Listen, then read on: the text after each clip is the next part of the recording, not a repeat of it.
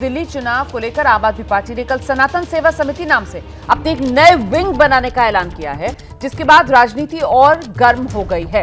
BJP ने फिर से केजरीवाल को चुनावी हिंदू करार दे दिया है। बीजेपी ने केजरीवाल के पुराने बयानों को सोशल मीडिया पर शेयर करते हुए उन्हें हिंदू और सनातन विरोधी ठहराया है। बीजेपी की तरफ से सोशल मीडिया पर पोस्ट में लिखा गया, केजरीवाल ने 10 साल से इमामों को सैलरी बांटी।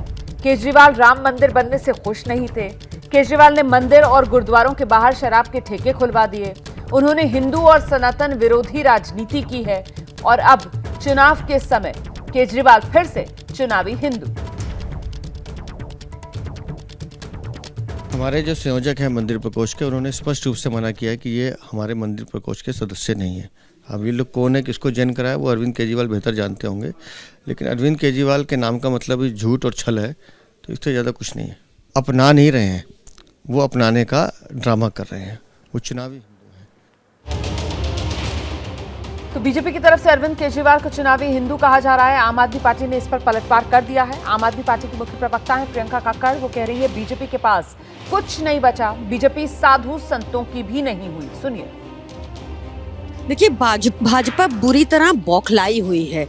वो सिर्फ अरविंद केजरीवाल जी को गालियां निकाल सकती है, गाली गलौज करने वाली पार्टी है भाजपा। भाजपा के मंदिर प्रकोष्ठ को छोड़कर 100 संतों का भी मानना था कि भाजपा ने संतों को धोखा दिया और उन्होंने आज हमारी पार्टी ज्वाइन कर ली। हमारी जो हमने स्टार्ट किया है सनातन सेवा समिति, वो ज्वाइन कर लिया।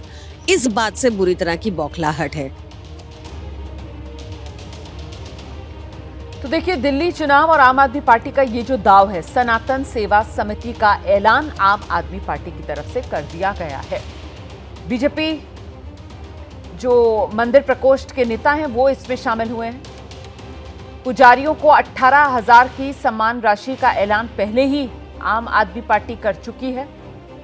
तो एक के बाद एक ये आम आदमी पार्टी का चुनावी दाव, और इसी को लेकर सियासी आर पार जो है वो तेज हो चुकी है।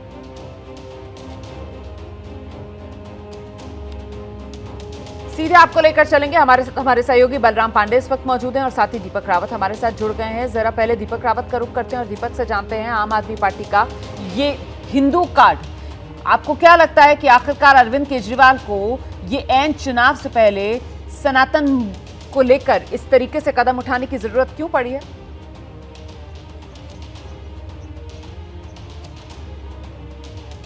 जहाँ तक बात है तो अरविंद केजरीवाल आपको समय समय पर सीपी के हनुमान मंदिर जाते हुए नजर आ जाते हैं, वैष्णो देवी वो जाते हैं, बालाजी वो जाते हैं और लगातार इस तरीके की जगह। अयोध्या में राम मंदिर के दर्शन के लिए भी अरविंद केजरीवाल पूरे परिवार के साथ गए थे।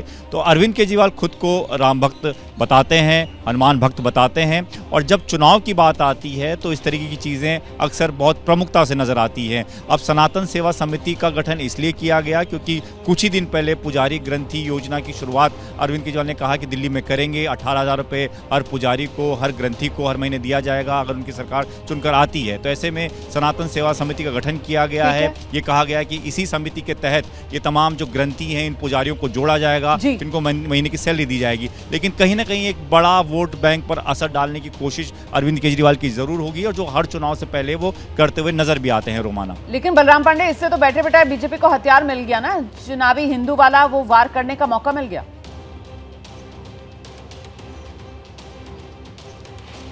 बिल्कुल, देखिए जिस तरीके से कल आम आदमी पार्टी मुख्यालय भगवा में नजर आ रहा था, मंच पर तमाम साधु संत और मंडलेश्वर मौजूद थे और अरविंद केजरीवाल उस दौरान उन्हें पार्टी में ज्वाइन करा रहे थे, तो कहीं ना कहीं आम आदमी पार्टी एक बार फिर से बीजेपी के पिच पर आकर के खेलने की कोशिश कर रही है। क्योंकि आप देखिए, बीजेपी की तरफ से ये आरोप लगाया जा रहा है कि अरविंद केजरीवाल चुनावी हिंदू हैं और जब चुनाव आता है तब उन्हें हिंदुओं की याद आती है।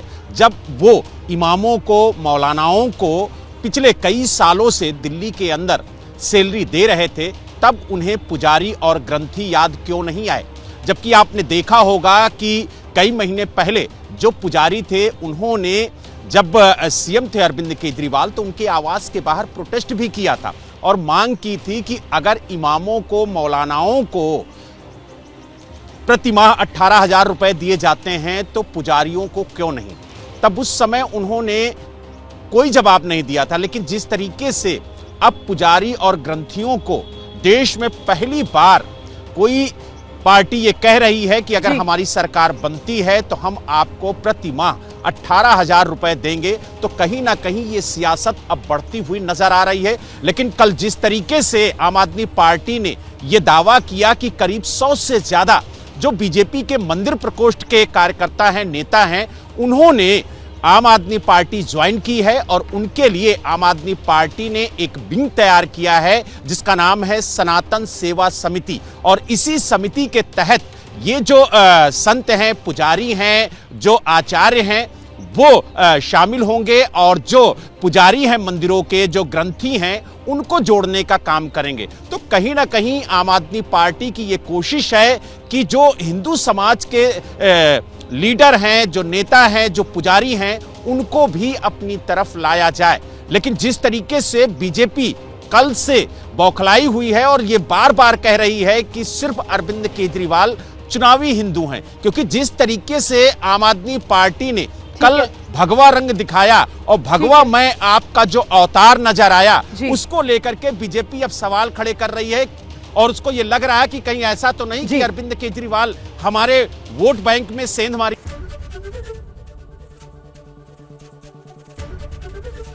एबीपी गंगा, खबर आपकी, जुबान आपकी।